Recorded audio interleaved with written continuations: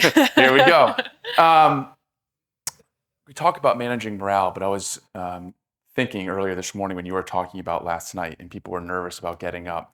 And Lindsay and I went to a dinner about a year ago with a woman. Her name's Priya Parker, and she wrote a book called The Art of Gathering. And it's an amazing book.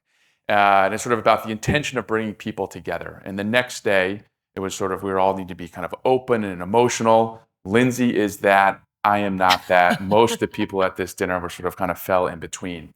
And she gets up, she starts to introduce herself. And yeah, her name is Priya. She was born in India. She went to school in Virginia. She did this, she did that. And then she said, two kind of personal things about her. And so everyone kind of got the gist of what was going to happen, but they didn't know how they were going to introduce themselves. And she goes, I have one rule for tonight. Everyone has to do that because we have to sort of get this out of the way before tomorrow. But whoever goes last has to sing. I've never seen more people stand up really quickly to introduce themselves. So if you ever need to kind of get through that part, that's how you can do that. Yeah. Of course, the last person that went was like a really good singer. It was kind of annoying. I was like, this is him. We're going to talk about managing morale. And in even the best organizations, morale will go down. And how do you manage that? What are the lessons in the ways that you can manage it when morale starts to go down, that you can bring it up with your team and sort of course correct it to go back up as quickly as it came down? I think it's in today's world, and as Lindsay kind of talked about, the idea is we want to talk about culture a lot. We have such a good culture. And at our restaurants, we did. People really liked each other. We used the word family a lot. But there was moments and times, whether it was on the holidays because we were working. I know it's in your industry too. I mean, that's kind of some of the busiest times. The hours where just things would go down. Even when the restaurant was doing well and it had accolades, there were just moments where we would need to figure out and take the pulse of the team and say, how do we fix this? How do we have it keep going back up? And one of the best ways we did that was with the notion of gamifying the work. And I think you guys talked a little bit earlier. I heard someone again, some of the games you guys do. And we found that this made a huge difference. Work is work. No matter how much you loved your job, sometimes work can just kind of suck. And the times and the ways when you can make a game out of it, one, people will have more fun, but two, they won't see it as work, they see it as a game, and they're going to begin to get better at their job because playing a game is a lot of fun. So when I started with Will, we would have little sales competitions, which was natural for restaurants. And when we started at 11 Madison Park, we needed to do this because the restaurant was financially in dire straits. We weren't serving that many people.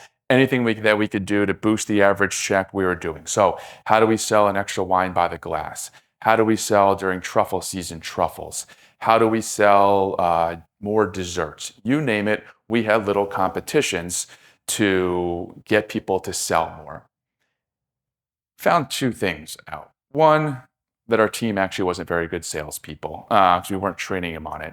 But more importantly, we found that we were telling our team to go sell things that the customer didn't really want.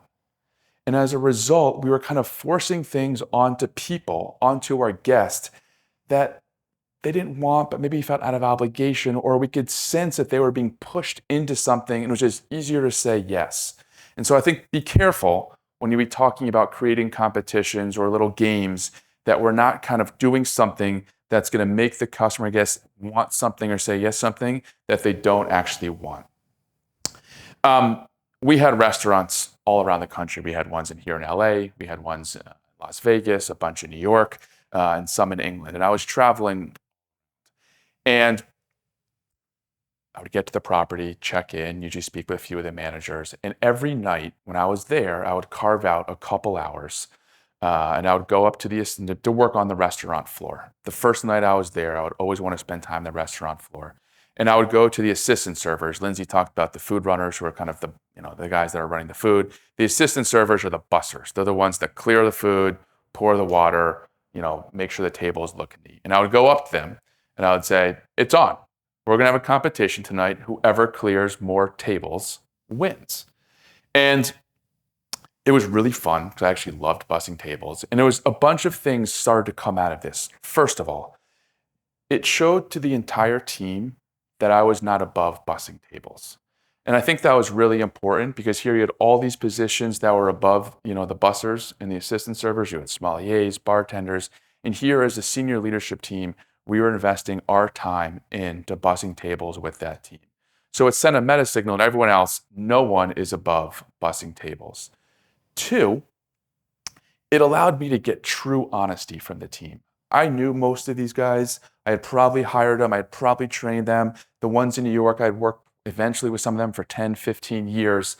And when I would go to the managers, who I knew, and they were mostly honest, but there was always a little bit of degree where they're just not going to tell you everything because they're a little afraid. They don't want you to get mad at them. They think if they admit a weakness that they're doing a bad job, and that's just life and how it happens. And I would go up to the assistant servers, hey, how's it going? I mean, no holds barred, they would tell you everything. Now, usually it was pretty good, but they would say, we don't have enough napkins. And our service it's much harder for us. Or it's been really hard. We're working a lot of hours and doubles, and they're just not scheduling things correctly.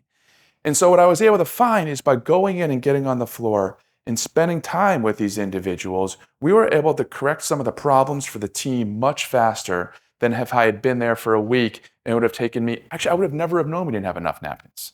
And sometimes the managers were too afraid to say that because they didn't think we might invest whatever it cost, which was a pretty low amount, or admitted fault or failure. And the best way for us to help them was say, hey, let's look at the schedule. We're going to figure out where the holes are, and we can solve this in probably an hour. So I challenge you to find ways to make games at work. It makes it more fun. The team is going to get more invested. When you're doing things like getting onto the service shop floor, you're going onto the restaurant floor and saying, I'm going to bus tables. It's sending signals to everyone else that even the most mundane things can actually be fun. And you're going to eventually have a happier team and a better product and better service.